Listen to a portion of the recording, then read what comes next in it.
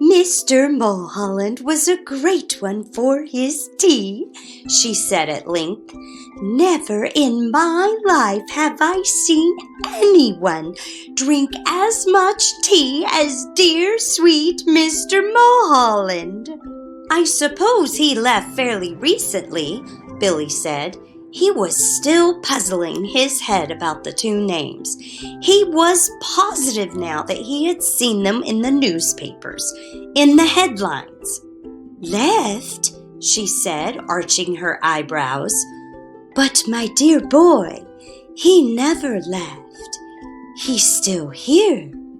Mr. Temple is also here.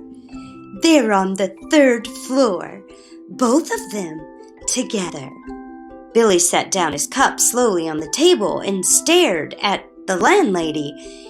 She smiled back at him, and then she put out one of her white hands and patted him comfortingly on the knee. "How old are you, my dear?" she asked. 17.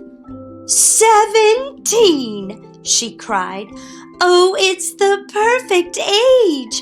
Mr. Mulholland was also 17, but I think he was a trifle shorter than you are. In fact, I'm sure he was, and his teeth weren't quite so white. You have the most beautiful teeth, Mr. Weaver. Did you know that? They're not as good as they look," Billy said. "They've got simply masses of fillings in them at the back." "Mr. Temple, of course, was a little older," she said, ignoring his remark. "He was actually 28, and yet I never would have guessed it if he hadn't told me. Never in my whole life.